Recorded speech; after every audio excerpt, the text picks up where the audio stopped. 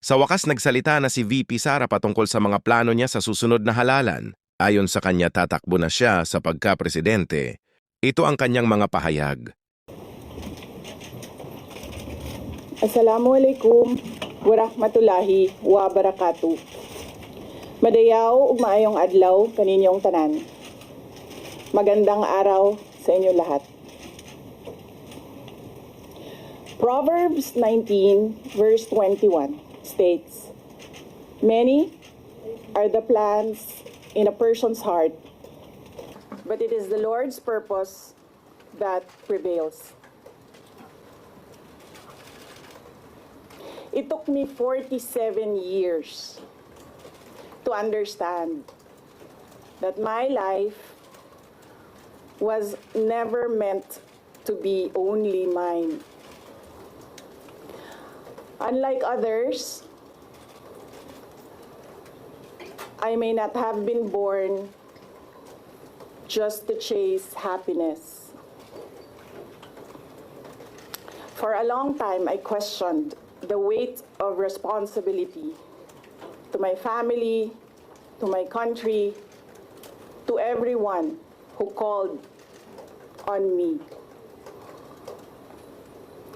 Today, I have peacefully accepted that my life is unlike any other. Sa unang mga buwan ng aming mga termino, nakita ko na ang kawalan ng katapatan ni Bongbong Marcos Jr. sa mga pangakong binitawan noong kampanya. Pati na sa kanyang sinumpaang tungkulin para sa bayan.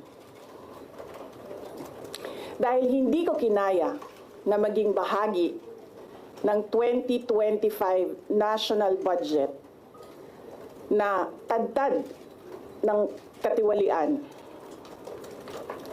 Pinili kong umalis sa kabinete kahit alam ko na mula pa noong 2023 na ang magiging kapalit ay ang aking impeachment. Mga kababayan,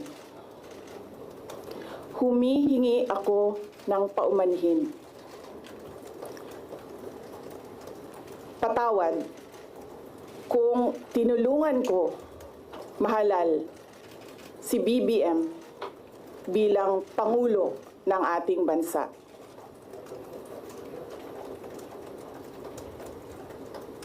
Patawad kung hanggang ngayon ay marami pa ring Pilipino ang nalulunod sa baha ng dahil sa malawakang korupsyon.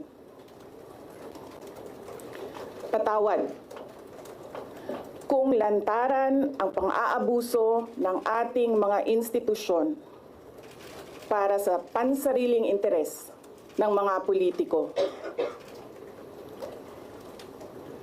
Patawad kung patuloy ang pagtaas ng presyo ng mga pangunahing bilihin habang nananatiling kapos ang kita ng bawat pamilya. Patawad kung wala man lang tayong tunay na seguridad sa pagkain. Patawad kung may nagkakasakit at binabawian bigla ng buhay dahil sa kakulangan ng maayos at epektibong healthcare system.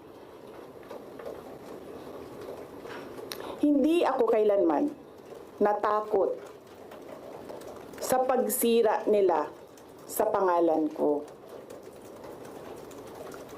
Ngunit may takot ako para sa ating mga anak. May takot ako para sa susunod na henerasyon.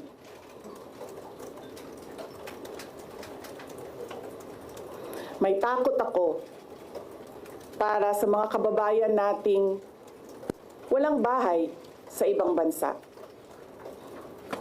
Walang pangalawang pasaporte,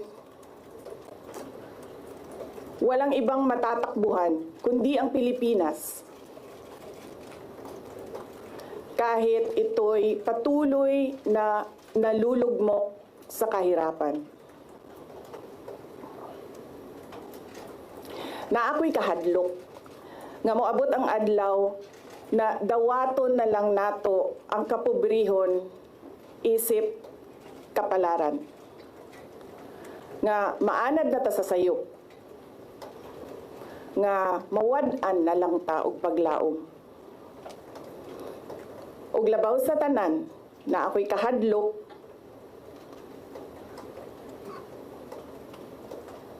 nga moabot ang adlaw nga wala na tay Pilipinas nga ikahatag sa atong mga anak.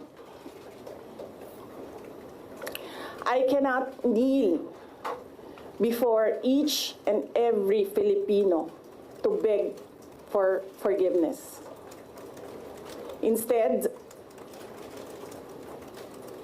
I offer my life, my strength, and my future in the service of our nation. Mga kababayan, ibalik natin ang tapang at malasakit para sa Diyos, sa bayan, at para sa bawat pamilyang Pilipino. Ako si Sara Duterte, tatakbo bilang Pangulo ng Pilipinas. Syukran.